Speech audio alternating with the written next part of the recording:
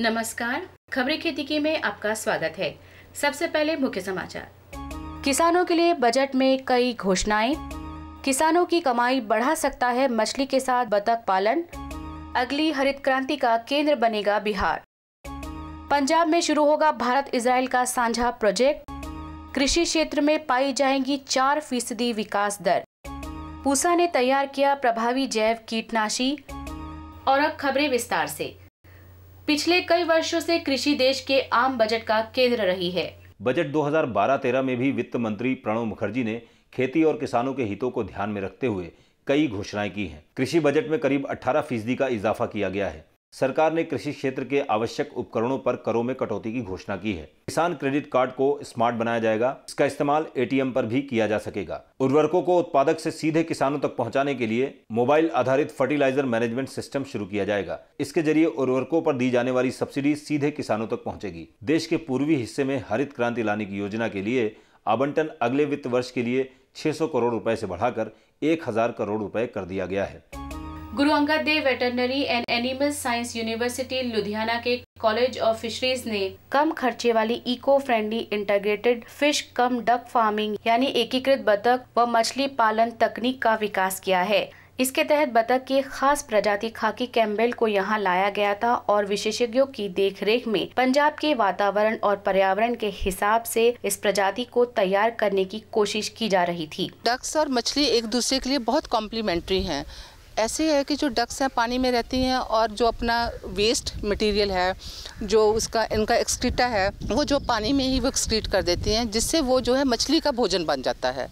बिहार के किसानों ने दूसरी हरित क्रांति के लिए कमर कस ली है। बिहार के नालंदा जिले के दरवेशपुरा के किसानों ने धान के बाद अब आलू उत्पादन में विश्व रिकॉर्ड बनाया है। धान उत्पादन में यहाँ के किसानों ने चाइना का रिकॉर्ड तोड़ दिया था और अब आलू उत्पादन में नीदरलैंड का रिकॉर्ड तोड़ दिया है। आलू उत्पादन के रिकॉर्ड की सबसे बड़ी खासियत ये है कि ये पूरी तरह जैविक कृषि पर आधारित उपलब्धि है। बिहार के मुख्यमंत्री नीतीश कुमार ने किसानों की इस उपलब्धि को काफी सराहते हुए कहा है कि अगली हरित क्रांति की जन्मभूमि बिहार ही होगी।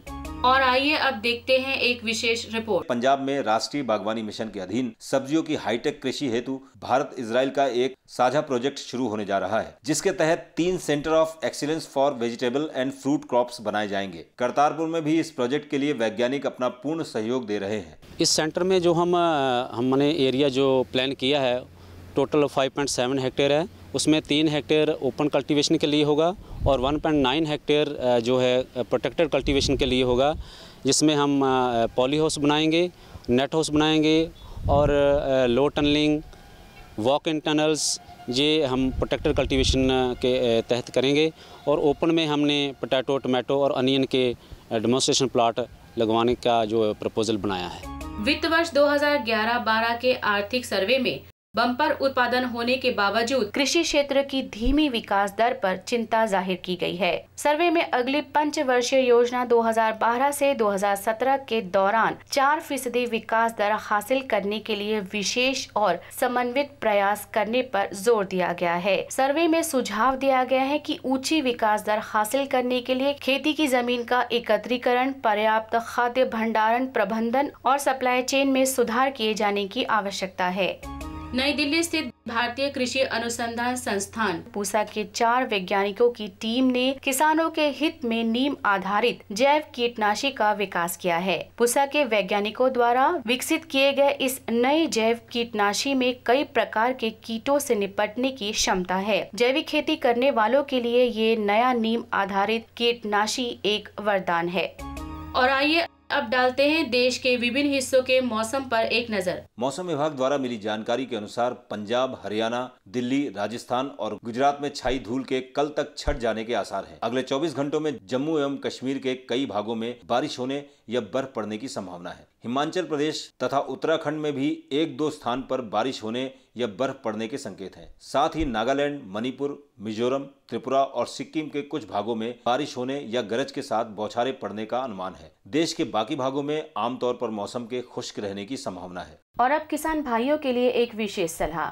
जो किसान भाई भिंडी और खीरा वर्गीय सब्जियों की खेती करते हैं उनके लिए मौसम बेहद उपयुक्त है, और जो किसान भाई टमाटर और शिमला मिर्च की खेती करते हैं वो पौध रोपाई का काम जल्द से जल्द पूरा कर लें। और इसी के साथ खबरें खेती की यही समाप्त होता है। नमस्कार।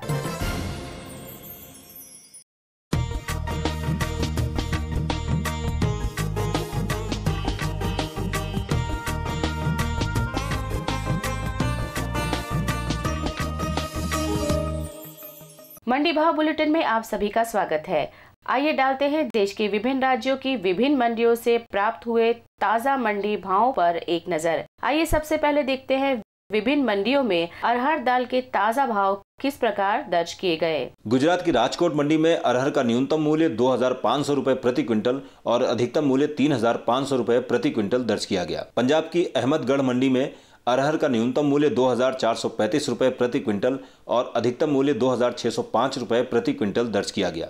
और दिल्ली की नजफगढ़ मंडी में अरहर का न्यूनतम मूल्य 2,810 रुपए प्रति क्विंटल और अधिकतम मूल्य 2,922 रुपए प्रति क्विंटल दर्ज किया गया। देश की विभिन्न मंडियों में हरी मिर्च के ताजा भाव इस प्रकार दर्ज किए गए। आंध्र प्रदेश की विजयवाड़ा मंडी में हरी मिर्च का न्यूनतम मूल्य 900 रुपए प्रति क्विंटल और अधिकतम मूल्य 1,100 रुपए प्रति क्विंटल दर्ज किया गया। पंजाब की जलालाबाद मंडी में हरी मिर्च का न्यूनतम मूल्य 1,500 रुपए प्रति क्विंटल और अधिकतम मूल्य 1,900 रुपए प्रति क्विंटल दर्ज किया गया। तमिलनाडु की कटपडी मंडी में हरी मिर्च का न्यूनतम मूल्य 2,000 रुपए प्रति क्विंटल और अधिकतम मूल्य 2,200 रुपए प्रति क्विंटल दर्ज किया गया। विभिन्न राज्यों की विभिन्न मंडियों में मक्के के ताजा भाव इस प्रकार दर्ज किए गए। झारखंड की हजारीबाग मंडी में मक्के का न्यूनतम मूल्य 1,050 रुपए प्रति क्विंटल और अधिकतम मूल्य 1,100 रुपए प्रति क्विंटल दर्ज किया गया। राजस्थान की उदयपुर मंडी में मक्के का न्यूनतम मूल्य 1,240 रुपए प्रति क्विंटल और अधिकतम मूल्य 1,275 रुपए प्रति क्विंटल दर्ज किया गया। और उत्तर प्रदेश की बलरामपुर मंडी में मक्के का न्यूनतम मूल्य 1,150 रुपए प्रति क्विंटल